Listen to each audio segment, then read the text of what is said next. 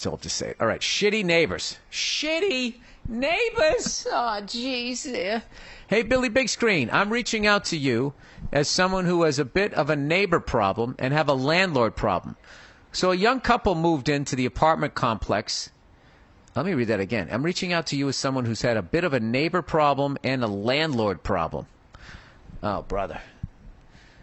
Your landlord's not helping you with your neighbor, or they're both assholes in their own worlds? Oh, boy. Here we go. So a young couple moved into the apartment complex that my wife and I have lived at for 6 years, and they have a bit of a shitbox car collecting problem. Our lot has enough spots for 2 cars per room, 8 rooms in the complex, so that means there's 16 spots. Don't worry, Bill. I'm coming to you for advice. The least I can do is not make you do math. It's kind of scary how well you guys know me at this point. Anyways, it even says in the lease that you can only have 2, but the property has undergone new management, and the newbies aren't nearly as hands-on with the towing cars for being run-down pieces of shit. They had 3, and one of them was broken down for 3 months before I put a note on there asking if they can move it or fix it, to which they replied by putting 3 sheets of paper with red writing on them on the inside of their windshield. They read, "We live here, the car runs, mind your own business." Yes. The ignorant. Part of being ignorant is you have no empathy, which leads to anywhere from being an asshole to joining a hate group. Now I have walked past this car with these sheets of paper on the windshield for over 2 months and even asked the maintenance guy to help me out citing the lease. He basically told me that because of the toothless nature of the owners, his hands are tied. Now, as I'm writing to you, I found out this evening that these people went out and got a nice car and parked it in the lot also.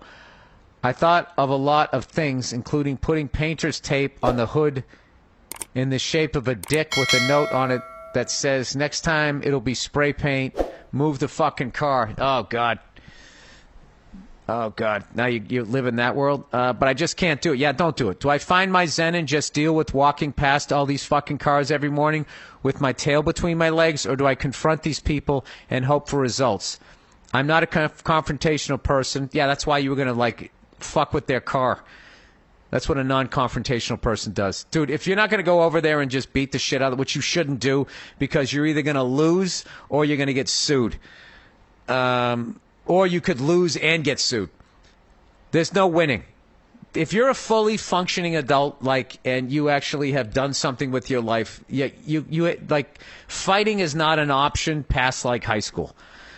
I'm not a confrontational person unless you have to, okay? But due to some events that have happened in my life over the past year, I'm worried that I'll start to see red if they don't agree with my request and say some stuff that I can't take back and will make seeing them in the future a bit awkward.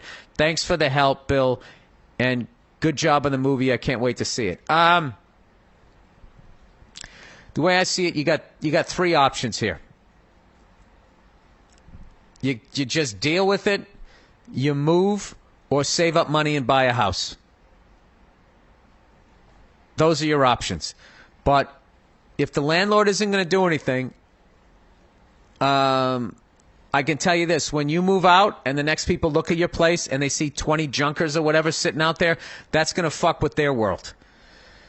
I guess you could also lawyer up and deal with that and just say it says here in the lease I have to deal with this. As long as the cars aren't in your way, there's another thing. You could actually talk to him and just say, "Listen, I'm sorry. I was in a bad mood. I actually like the car," and just talk to him about cars and shit like that, and maybe you can just make friends with the person. But or you can use it as motivation to get the fuck out of there and get something else going where people like that aren't in your life. But then what happens is you end up buying a house. If you buy a house, what I would suggest is do a number of drive-bys. Like if you look at it during the week or on a weekend, sometimes they strategically show the house when whatever loud, annoying thing that might be happening isn't happening. in like the neighborhood or whatever, and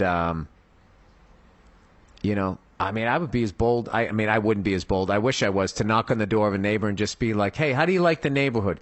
Is there anybody here that's just is the person on the other side a major pain in the ass?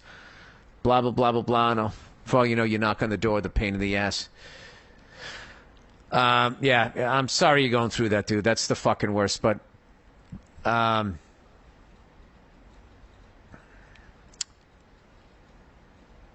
I guess there's another thing. If the car runs, you could steal it.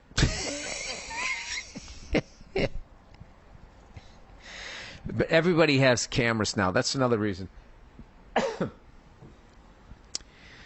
Yeah, don't get involved. Like, revenge is that's one of the darkest of all human emotions. And that's just not, even when somebody deserves it, I just avoid it.